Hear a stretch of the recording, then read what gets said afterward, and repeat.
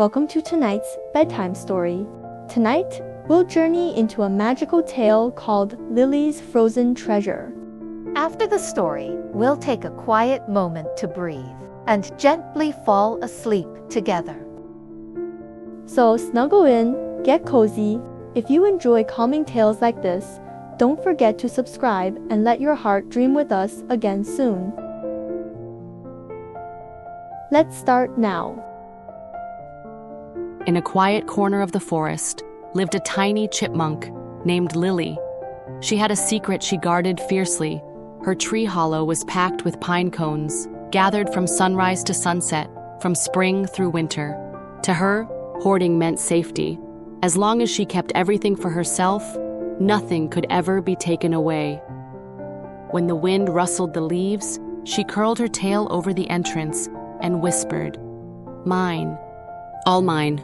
One evening, while foraging beneath the trees, Lili spotted a silver pine cone glowing softly among the fallen leaves. It seemed to whisper, "Pick me up, I'll be yours." Without hesitation, she tucked it away in her deepest stash, barely daring to breathe. That night, something strange began to creep through the air. The warmth in her hollow faded. Frost crept along the walls. Pine cones froze together like sealed secrets. Lili stirred in her sleep, curling up tighter. A sharp chill ran up her spine. The tip of her tail sparkled silver. The first bloom of frost had found her. Thud! A robin slammed into her frosted window, tumbling down in a flurry of feathers. Panting, he gasped, "Get rid of that pine cone. It's cursed by the ice witch. The more you hoard, the colder everything gets." Lili looked at him, eyes wavering, but all she said was, "I'm not afraid of a little cold." With Bluefeather weak and trembling, Lili set out on a journey she didn't fully understand. The snow fell harder with every step. Her tail stiffened like carved wood. Just when she thought she'd collapse, a familiar voice snapped, "You've got some nerve showing up now." It was Round the bunny. She looked annoyed but broke her last carrot in half. Eat first, argue later. That night, the three huddled beneath a fallen log as snow whispered around them. In her sleep, Lili saw a warehouse made of ice, filled with pine cones frozen into silence. She sat alone in the center, slowly turning to frost. She awoke with a gasp. Round was gently covering Bluefeather with her ears, and Lili was still clutching the silver pine cone. By dawn, Round finally spoke. "You never shared anything. Now you want our help?" Lili said nothing. Her ears drooped. Bluefeather whispered, "She's not afraid to give. She's afraid to be left alone." Round sighed, handing over a bowl of warm carrot stew. "Everyone gets scared sometimes, but we're not letting you face it alone." The cave of frost shimmered like glass, each wall reflecting the travelers' faces. Ancient runes lit up beneath their feet. From the mirror stepped a figure cloaked in shimmering ice. "Answer me 3 questions," she said, "or sleep forever beneath the frost." Her voice rang like snowflakes falling on frozen glass, calm, cold, and inescapable. The mirror revealed Lili, curled alone in a frozen hollow, clutching piles of iced-over pine cones. "What you hold," the witch asked, "is it treasure or a prison?" Lili stared at her reflection, trembling hands, hollow eyes, a heart surrounded by frost. "A prison," she whispered. Snow howled through the chamber. Round's bowl rolled away. Bluefeather swayed. "Will you give up the silver pine cone?" asked the witch. "To keep them safe?" Lili's paws trembled. She reached into her pouch and placed the pine cone on the icy pedestal. The storm eased, but the mirror held still. The wind stopped. The ice witch looked to Round and spoke again. "And if she were to turn to ice, would you still cling to your stash?" Lili leapt forward, shielding Round with her body. "Take all the passwords to every hollow," she cried. "I've hidden so much and gained nothing warm. I don't want to lose anyone else." The witch lowered her head. Frost cracked along her robe. Beneath the cloak stood a gentle reindeer, the guardian of the forest seasons. "The real treasure," she said, "is not what you hold, but the heart willing to let go." The icy cave crumbled into a meadow. Sunlight poured in, and flowers bloomed. Lili opened her bag. Inside, the seeds shimmered gold. She blushed and smiled. So this was spring all along. Days later, the forest held a sharing market. Squirrels traded pine cones for honey. Hedgehogs swapped socks for strawberry leaf tea. Lili stood at the center, handing pine cones to every guest. She didn't say much, just smiled warmly. That night, as Bluefeather adjusted his scarf, he found a pine cone tucked gently inside. He paused, then smiled. Thanks for not letting me turn into a popsicle. The wind rustled softly, as if whispering back, "You're welcome." Lili planted the silver pine cone in the heart of the forest. In spring, it grew leaves. In summer, it blossomed. In fall, it bore fruit. And in winter, it shimmered with frost, but never froze.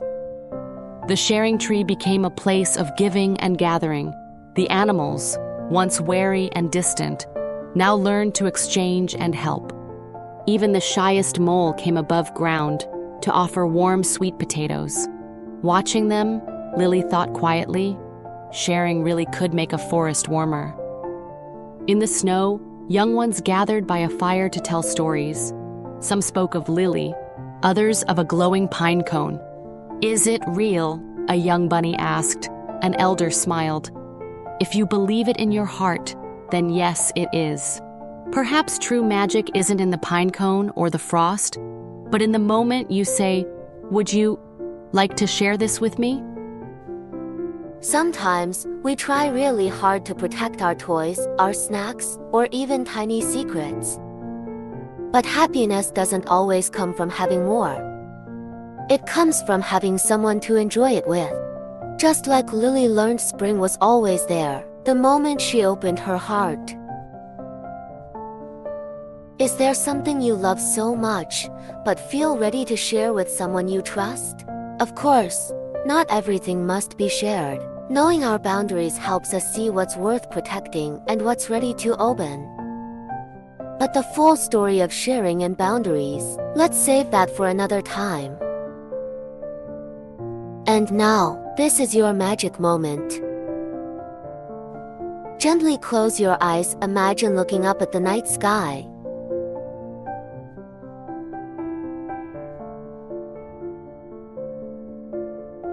Stars twinkle like tiny lanterns in the dark. And look, the moon is coming closer.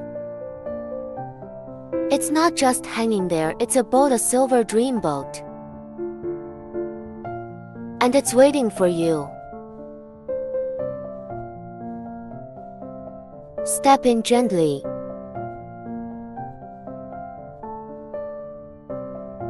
Lie down softly.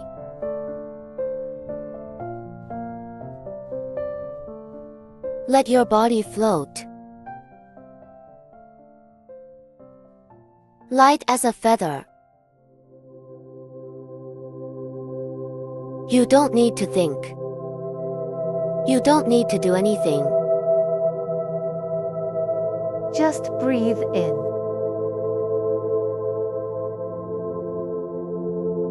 Hold.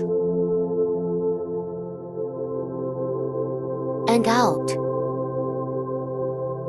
When you breathe in, the stars blink. When you breathe out, the whole universe lets go with you. The dreamboat begins to drift.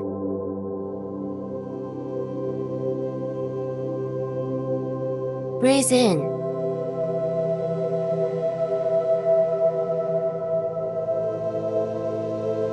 Breathe out. You are lighter now. Warmer. Safer. Let the moon carry you home tonight. Let the day's worries slowly melt away.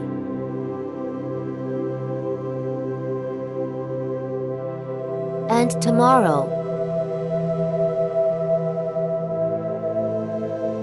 May your heart wake with the courage to share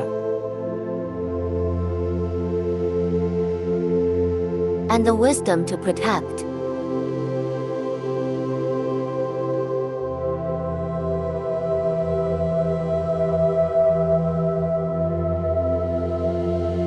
Good night.